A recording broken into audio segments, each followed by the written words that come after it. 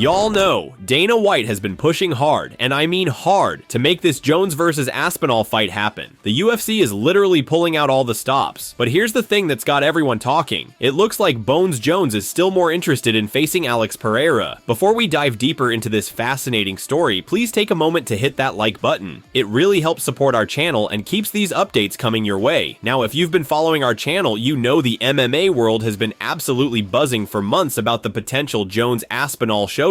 I mean, we're talking about Jones, arguably the GOAT, and Aspinall, who many believe could be the most talented heavyweight on the planet right now. But here's where it gets interesting. Jones has been pretty clear that he's not really feeling the Aspinall fight. He's actually been saying that facing the interim champ wouldn't do anything for his legacy. Instead, and this is what's really fascinating, Jones keeps bringing up this potential showdown with light heavyweight champion Alex Pereira. He seems genuinely more interested in that matchup, though I will say after his incredible victory over Stipe Miocic at UFC 309, Jones did throw us a curveball. He mentioned he might consider the Aspinall fight if, and this is a big if, the promotion comes through with the right money. Fast forward to today and we're still waiting to hear if this epic matchup will actually happen. Aspinall recently spoke at an event still expressing his hope to fight Jones. And get this, Jones actually reposted Aspinall's comment, which set the whole MMA community on fire again. But hold on. Fight fans, before you start planning your Jones-Pereira viewing parties, there are some crucial things to consider. First off, Pereira is scheduled to face Magomed Ankalaev at UFC 313 next month. That's a huge hurdle he needs to clear first. And let's not forget what Dana White said after UFC 309. I remember his words so clearly. Talk about that then, because he's fighting Ankalaev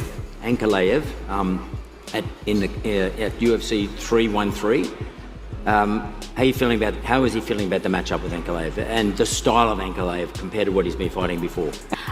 He said he's just training as he used to train. Like nothing changed. The only difference is that he's left-handed, but he's just using his own matterhood. Nothing changed actually on the way he's going to fight with that guy.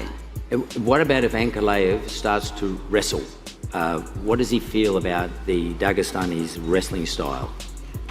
He's saying that he has a lot of experience with jiu-jitsu as well. So he's trained, he's prepared, so he's not scared at all. He's ready to go. Now let's shift our attention to something equally exciting. Belal Muhammad has just sent a bold warning to Shavkat Rakhmonov. This is getting intense, folks. Nobody, and I mean nobody, has managed to put a loss on Rakhmonov's record yet, but Belal Muhammad is absolutely convinced he's going to be the one to change that. Remember when Rakhmonov was supposed to face the welterweight champion at UFC 310 in December? Well, he ended up fighting Ian Gary instead. While he couldn't get the finish, he did secure a solid decision win. With Rakhmonov's impressive 7-0 UFC record, everyone's expecting him to face Muhammad next. During a recent appearance on Barstool Chicago, Muhammad had some very interesting thoughts about this potential matchup. I mean, for me, it's when you're fighting a guy like Shavkat where they put him on this pedestal to be like this, undefeated, crazy guy. I see holes in his game. And the same way I saw holes in Leon's game, I think Leon's a better striker than Shavkat. But mentally, I think Shavkat's a lot stronger. Like, I don't see him breaking mentally. The biggest thing for him is now you're fighting a guy that's not afraid of you. Everybody he fights, they come in there with nerves and they're afraid. Oh, they put him on, oh, he's crazy, he's a robot, he's this and that. And a lot of guys would just fold just because out of that fear. So for me, I'm going to be in his face the whole time, and it's going to be the same result, like another guy breaking. You know what makes this potential fight so intriguing? Rakhmonov hasn't faced anyone quite like Belal yet. Someone with that relentless wrestling style and seemingly endless cardio. And let's be honest, Belal's been dismissed by so many people despite being undefeated in his last 11 fights. But here's the flip side. Belal hasn't faced someone quite as well-rounded as Rakhmonov either. We're talking about a fighter who finished all 18 of his opponents before that Gary fight. It's absolutely fascinating to think about how these styles will match up. Now let's dive into some major UFC updates that have everyone talking. Remember those new UFC gloves that were supposed to be revolutionary? Well, during UFC Vegas 102, we got the official word they're being tossed out. Earlier in 2024, the UFC introduced these gloves with so much promise. They were meant to reduce eye pokes and hand injuries. But as fighters started using them, the whispers of dissatisfaction grew louder and louder. Dana White was incredibly straightforward about this in November. His words really stuck with me. There were a lot of complaints. We originally created these gloves to stop eye pokes, and we had good intentions with them. They didn't work out, people weren't happy with them, so I actually made the decision, called our chief operating officer Lawrence Epstein and said, I'm switching the gloves. I want the old gloves back.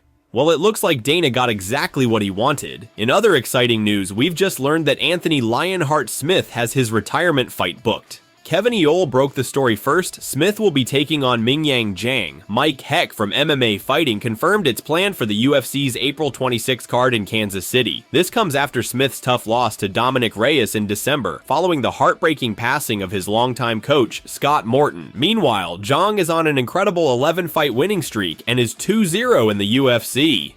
And wait until you hear this. Farah Hanoun is reporting that bantamweights Haley Cowan and Norma Dumont are being lined up for UFC 315. The UFC just announced this card for May 10th in Montreal, Quebec. Cowan's coming off a decision loss to Jamie Lynn Horth, which broke her 2-fight winning streak, while Dumont's last fight ended in a decision loss to Jacqueline Cavalcanti, snapping an impressive 8-fight win streak. Oh, and I've got some disappointing news about this weekend's Seattle card. Adam Fugate has pulled out of his fight against Billy Goff. This is actually the 7th fighter to withdraw from this card. Hey, what's up everybody? Just jumping on here to kind of update everybody. I'm supposed to be fighting this coming Saturday, February 22nd in Seattle. Unfortunately, due to sustaining an injury a couple weeks ago, I won't be participating in that card. I tried like hell to rehab this injury and get it back to a baseline that would allow me to go in there and compete, you know. Unfortunately, it's kind of plateaued, and it's not gonna allow me to go in there and put on near enough performance that everybody deserves. It's unfortunate and it sucks, but obviously there is obviously the higher powers above have a card. Now, here's something that's got me really excited. Alexander Volkanovski is back in training camp. He's been hinting that his next fight announcement is coming soon, and now the legend has officially begun his preparation. Ever since that tough loss to Ilia Topuria last February, there's been endless speculation about a rematch. I mean, we're talking about one of the greatest featherweights ever, who defended his title 5 incredible times. Recently, Volk's team has been sharing some intense training footage from Thailand. In one particularly interesting clip, Volkanovski confirmed what we've all been waiting to hear. Hopefully fight announcement soon. But yeah, we in camp, been in camp for a while. We've been doing like a pre-camp. So now yeah, we're pretty much in camp. Good bodies here for us already. Even at Bangtao, you always got good bodies here, but I've got Craig Jones here that's come with us. Joe's with us. Obviously Frank, Brad's here. So we've got a heap of good guys to work with while we're over here. I think Aljo's over here as well, so maybe we'll get some training in. But yeah, so it's going to be a good trip. You know, it's only going to be a short sort of stay, only not even 2 weeks, but we'll try and make the most of it. You know, there's always a possibility that Volkanovski is preparing for someone other than Topuria, but honestly, that would be shocking. After Topuria's knockout victory over Max Holloway in October, the champion himself acknowledged that a rematch with Volk makes perfect sense. Now, let me tell you about something that's absolutely wild. Conor McGregor is guaranteeing he'll fight in BKFC. Yes, you heard that right. Even though he's still under UFC contract and turning 37 this year, the controversial fighter is dead set on competing in Bare Knuckle Fighting Championship. Unless you're completely new to MMA, you know there's been endless speculation about McGregor's return to fighting. The former UFC champion was supposed to face Michael Chandler last June, but a broken toe derailed those plans. Now that McGregor's a part owner of BKFC, he keeps talking about getting in that ring. But here's the thing, he still has 2 fights left on his UFC deal, and he hasn't fought since 2021. During a recent press conference in Italy, McGregor made quite the statement. I think I'm up here giving these speeches and leading these men into battle, and I won't step in there myself think again. For sure, Conor McGregor will fight in Bare Knuckle Fighting Championship. Mark my words. I'd like a world title in this company. I would wish to be the Bare Knuckle world title, world champion. That is a significant belt to hold in your career. You know, nobody from boxing to mixed martial arts can speak nothing bad on a bare knuckle fighting championship world champion. So for sure I would be coming in looking for the world title. You know, there are many bouts, showcase bouts. You could say Mike Perry. You could say Jeremy Stevens. You could say a rematch against Eddie Alvarez.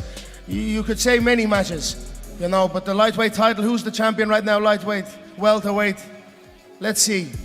I am open. We will see when it comes. So we'll see what. Let's be realistic though. Unless the UFC decides to completely change their stance on McGregor, don't expect to see him in bare knuckle competition anytime soon. Speaking of exciting developments, Bo Nickal just fired back with an incredible response to a call out at UFC Vegas 102. He probably wasn't expecting to be challenged on Saturday night, but when it happened, his comeback was absolutely perfect. After Andre Petroski defeated Brazilian Jiu-Jitsu sensation Rodolfo Vieira, he immediately called out Nickal saying, "I just beat the most decorated grappler in the UFC. Where's Bo Nickal? Where's he at? Where is Bo Nickal?" Nickal's response on social media was absolutely fire. "I'd love to get an easy check, but the fans say I can't fight cans anymore."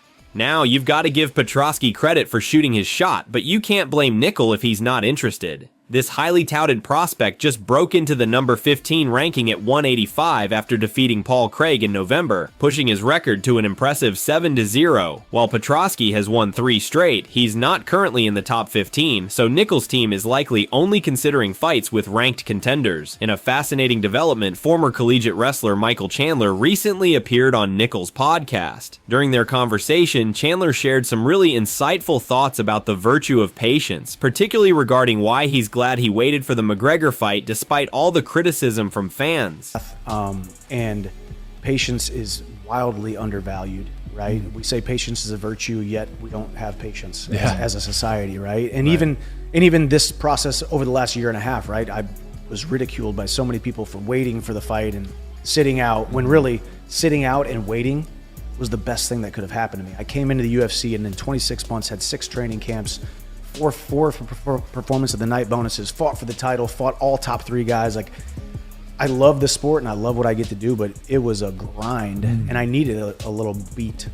The word on the street is that Chandler will be competing at UFC 314 in Miami on April 12th, potentially against Paddy the Baddy Pimblett. Now here's something that's really stirring up controversy. Henry Cejudo is absolutely not interested in a stupid Sean O'Malley versus Merab Dvalishvili rematch. Ever since Sugar, Sean lost the Bantamweight title to Merab, he's been adamant about getting an immediate rematch. Dvalishvili has also expressed openness to running it back. Right after Dvalishvili's decision victory over O'Malley in September, there wasn't much rematch talk. But after O'Malley rewatched the fight, he became convinced he should have won. Due to his surgery though, it was clear Merab would be defending against someone else in the meantime. Now that Dvalishvili has defeated Umar Nurmagomedov, the discussion about his next opponent has intensified. The champion has mentioned he's open to facing either Petr Yan or O'Malley, but during a recent episode of the Home Fight podcast, Triple C completely dismissed the idea of giving O'Malley another shot at the belt. Here's what Cejudo had to say. "I think that's stupid. It's not like O'Malley's a pay-per-view king. His fights don't do much. I think they should give him Corey Sandhagen. Sandhagen makes a lot of sense. Sandhagen could potentially beat him. I mean, I still think Merab beats him, but he has the tools to really shut out Merab's lights. That's the cool thing about it."